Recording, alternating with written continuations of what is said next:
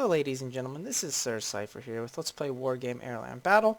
Wargame Airland Battle is the second game in the Wargame franchise. They're basically alternate history sort of Cold War games where sort of in the 1980s, if instead of breaking up, the Warsaw Pact had instead fought with NATO all over the world essentially. Yeah, the first game took place in in Germany. And the second game, this takes place more in Northern Europe, so we see more of the Scandinavian type countries. I'm going to be playing all 4 campaigns here. The campaigns get longer and they get harder. This first one should only take maybe a half hour, and it'll be in a single video. And we're going to be playing as the Pact. The campaigns aren't necessarily related. So the premise for this campaign is that Soviet forces have taken over essentially Finland and most of Sweden, and we have to drive through and get to Denmark to open up a second front in the campaign, because it's not going very well for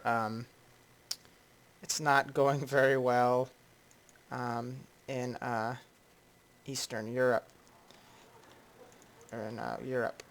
So you see here Denmark is right here.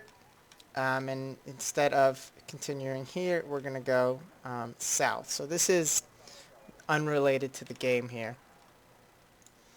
We have right here is a tactical map. It's kind of similar to the Total War series, where we have a tactical map, we have a strategic map, and then we fight the battles on a tactical map. And basically you tell all of your units what to do, and then you send orders, and both sides move at the same time. And each thing takes up 1 day. There's other stuff that'll go on. You can see here there's little symbols for ports and airports, different things. And you'll see how that goes. Right here we have the 227th Guards Tank Regiment. You can see here all of the units that it has. And units do carry on from battle to battle. But any losses you take can't be recouped. So if we fight a battle and we lose, all of our airplanes or something, then there's no more airplanes in this whole campaign. Fortunately, this campaign's rather short. Now, this is a Swedish tank regiment. We can't see exactly what it is, but we're going to move in here to Malmo and finish off the Swedes so we can drive towards Aarhus, which I'm probably pronouncing wrong, which is our actual objective.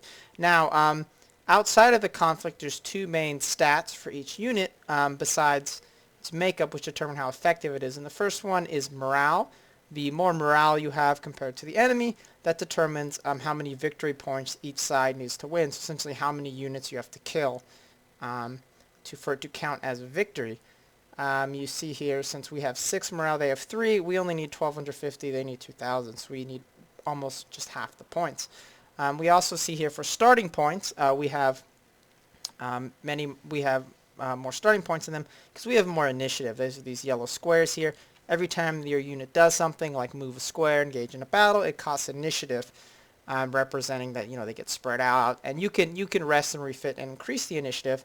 But yeah, the fresher a unit is, the more forces you can bring at the start of the battle. Now we're starting here from Kalmar, and the enemy is in this sort of area from Copenhagen, so I know they're going to start over here because that's where they're coming from. So I'm going to cheese this a little bit. Most maps we won't be able to do something this sneaky, but this time we can. Since we know they're all going to spawn over here, I can just set up all of my forces along this area and just essentially ambush the enemy as soon as the mission starts. If you've never played this game, you deploy all of your units. You have a certain number of points. Units cost a certain number of points. And you get more points every couple seconds by controlling zones with command vehicles. You see we have command vehicles here, so we can deploy here. And then I'm deploying 2 more command tanks. I'm going to take these 2 zones as soon as the match starts. The blue zones obviously are controlled by NATO. So, just going to deploy a bunch of tanks here. These are all various qualities of T-72s. The workhorse tank of the Warsaw Pact. There are T-80s in this game, which you'll see. which are the quite more expensive tanks, but the T80s or the T72s are basically like our money makers. And then we have some bucks here, which are going to be our air defenses. And we're also going to get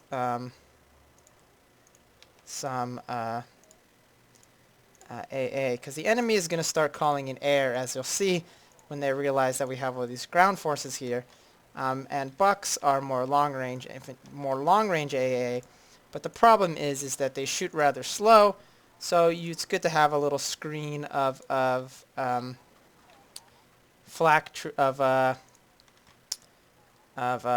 AA, which will disrupt the enemies before they can fire.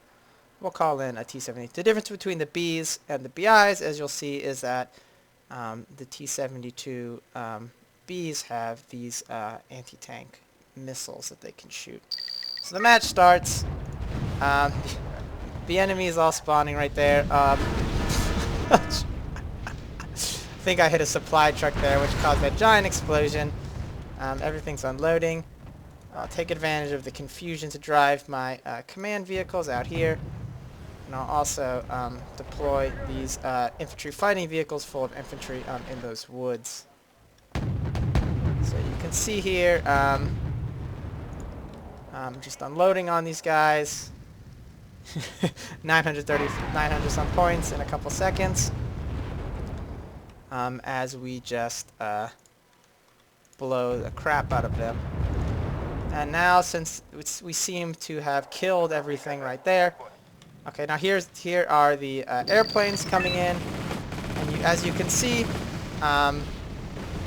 the bucks are a little bit more vulnerable. So I'm having my little screen of gun AA to disorient the pilots while they fly in for their attack run. This right here is a forward operating base. Again, if you've never played this game, all vehicles have ammunition. All units have ammunition. So you need to keep them stocked up. So this is an attack helicopter here. This is a Hind. I'm just going to call it in here to... uh-oh. There's enemy AA there. I don't want to get hit by that. There's an enemy anti-air here. So I'm just going to sneak over here and see if I can take out this guy's this guy's artillery, which has been shooting at me. So these are just enemy trucks. The trucks aren't really worth any points because once they drop their infantry, they're pretty much useless. So I have some infantry here. We'll have them garrison these houses. We'll keep these BMPs in the trees. They have anti-tank missiles, so they can cover quite a large area. So here's enemy helicopters here, but look like some sort of variant of the Huey. You'll notice that just like pretty much all the Warsaw Pact units, we killed enough guys already. Pretty much like all the Warsaw Pact sides use Russian equipment. A lot of the Allied forces of NATO use American equipment, especially like American helicopters, American planes, and American missile systems. So you see here we did quite well. We only lost that one flak unit, and we just steamrolled the enemy. Obviously, it's not going to be quite so easy in the future. So you see here, since we won a total victory, our morale went up by 3 points, their morale went down 0, and then they have to retreat. Now, units, as long as they have somewhere to retreat to, they won't be destroyed. However, they like I said, any units they lost are essentially gone for the campaign. So by the end of some campaigns, if units have like no AA or no infantry or no planes left, they're pretty much useless, even though they're still on the map. So we have reinforcements that are going to be available here, and now you'll see some of the more other strategic aspects here. We have on campaigns that last longer, there'll be more days, but new units come available, And depending on the unit, you can deploy them in different places. So this one comes from Europe, can be deployed in Kiel or any controlled harbor on the eastern coast. Other units, for example, like airborne or amphibious units, can be deployed in a variety of locations, and we will be using them in the other campaigns to open up second fronts, do airborne assaults, cool things like that. So we already have this Tank Guards Regiment here in Malmo, so we'll call in this East German motorized division in Kiel, which of course I'm probably spelling wrong. So we'll drive over here. Obviously, if you look at a map, this is not land. The Baltic Sea does connect with the Atlantic, but for convenience, this group of islands here is considered land. Land troops can move across it, sort of like, you know, Madagascar and Africa in Risk. So you see here, now we've taken Copenhagen. And now we just have to move into Aarhus. And we see here you get sort of political updates as the campaigns go on. It says we are able to use tactical nuclear weapons in order to finish these guys off. So you see here we have a tactical nuclear strike, which we can launch directly at them. And then... Alright, so we're moving in here with the Motorschützen Regiment 9 to fight their West German opponents, the 18th Panzer Brigade. And you can see here their initiative went way down and their morale went way down because of that. If I actually attacked with the Guards Regiment, this fight would be really trivial because they have a morale of 8 because they're fresh out of smashing the remnants of the Swedish forces. But there, I think that it'd be a little bit more interesting if we used a different faction. So, like I said, I'm going to do my best to just end this very quickly. So, part of that is I'm going to utilize some weapons of terror here. I'm going to use lots of rockets and artillery to hopefully... just crush the enemy's will to fight, and then I will just run in and essentially mop them up. So see here, we have all these rocket batteries, and I'm going to call in lots of MiGs and also, well, lots of MiG-17s and MiG-23s. And also several recon units here. And also some helicopters. These are actually helicopters full of commandos, but they still actually come in the East German equivalent of the Hind. So they're pretty useful to have, nonetheless.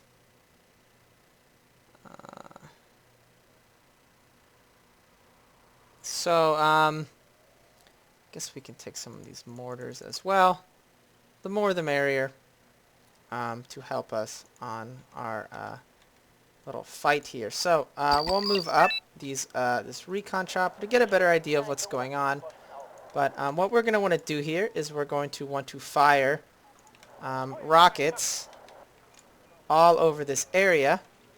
And then very quickly after that, we're going to want to call in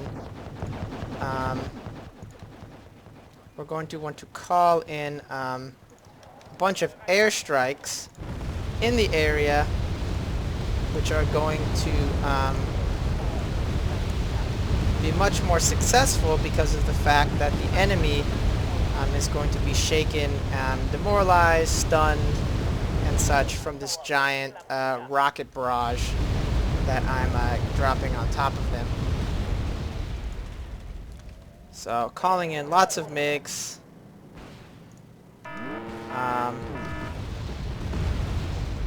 On the enemy.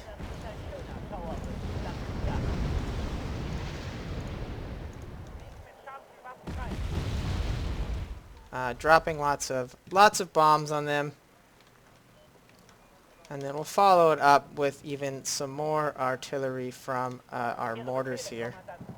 So we'll unload on those. So it's dropping lots of mortars, and you see right there I managed to nix their command tank, or their command vehicle there in this zone, which is going to prevent them from calling in any more reinforcements. And since I think that was actually all of the they didn't have that much anti-air in the area, I can then just mop those guys up.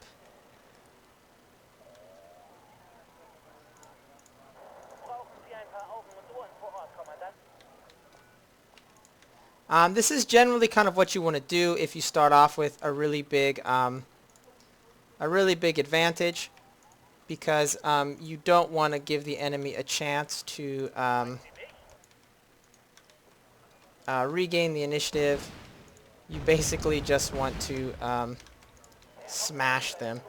So you can see here now, I'm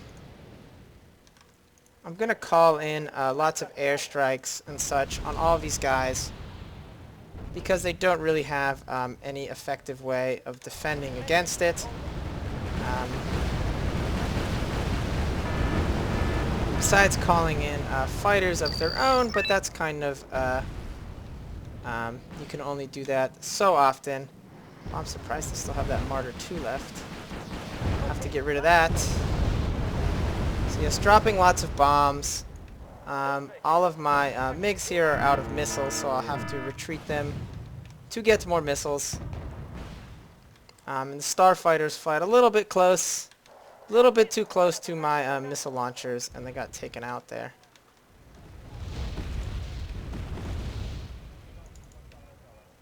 So I'll put another missile launcher there.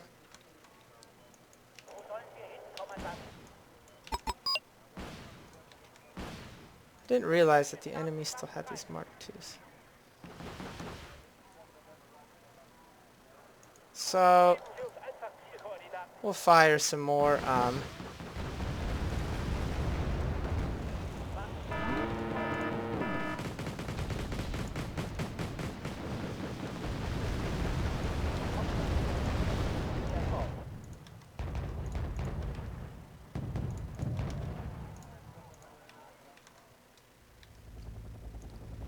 Now I don't really know what's going on in the enemy spawn zone, but have a general idea. So I'm going to try and inconvenience them a little bit. Now I'm moving my my rockets away from this landing. Okay. I'm moving my rockets away from the spawn because I don't want them to suck up any more supplies when they fire, because I'm not really planning to use them after this. And I want to reserve these supplies for my helicopters, which I think are pretty important.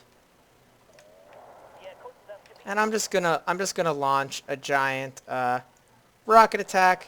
Generally don't want to do this because it's a waste of supplies, but it's kind of like, why not? I might get lucky and shake the enemy up a little bit.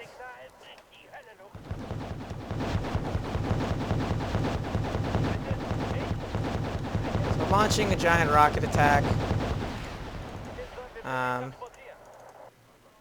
Coming in here. The enemy's got all sorts of armored vehicles here. Coming in with some MiGs to fight them off there. What is that? Uh-oh. Looks like an enemy shoot at these guys. Enemy gun AA is particularly deadly for and actually infantry fighting vehicles can be pretty deadly as well for helicopters. Because if your helicopter's being shot at, it's hard for it to shoot back effectively. They tend to just die. Yeah. So it's actually, these guys are almost out of missiles. We'll retreat them. So yeah, at this point, just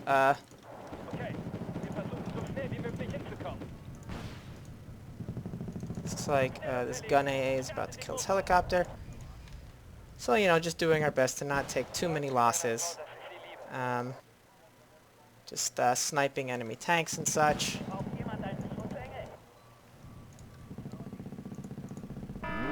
And just keep calling in more of these helicopters because they're pretty fun to use.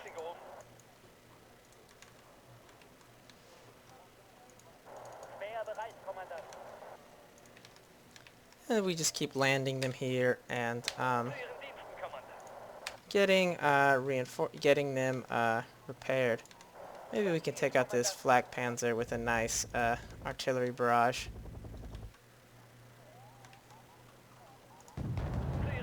So we'll try and snipe this thing.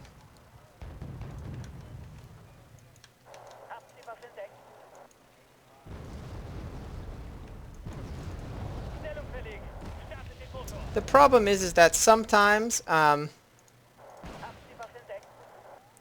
units don't want to change elevation to get shots off, which makes it kind of annoying.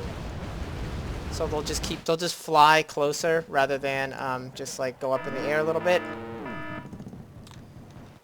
But there's a pretty good chance that the enemy is hiding some troops in these woods again.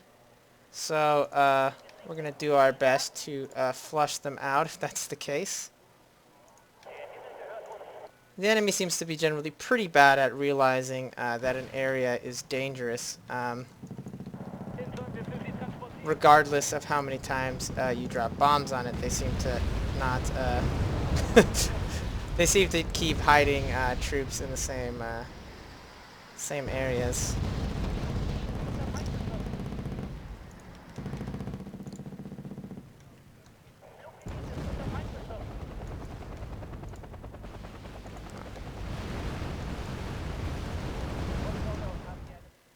So we dropped a bunch of bombs on those guys over there, and you can see we destroyed them. We got a total victory, which will allow us to just push them off, destroy them, and take the area. Now, essentially, units are destroyed when their initiative goes down to 1, because then they can no longer retreat away from you, so you just essentially kill them.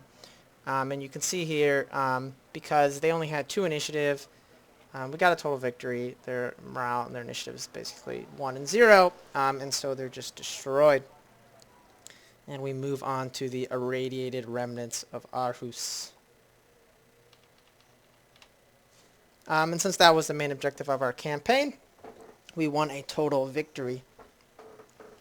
Now that was it for the first campaign. As you can see, it was pretty simple, and I did a lot of silly stuff, like especially in the second battle, because I knew I was going to win. But the next campaign is going to be a lot more challenging. It'll look something more like an actual something more like actual tactics, instead of just swarming the enemy with helicopters and artillery and rockets. So look forward to that. And also, the map will be much larger. So we'll be doing things like calling in units on amphibious locations, dropping airborne units behind enemy lines, open up multiple fronts, using a lot more of those special abilities, sort of like the nuclear strike. And we'll be playing as the NATO. So look forward to that. I hope you enjoyed it. So thank you for watching, and have a nice day.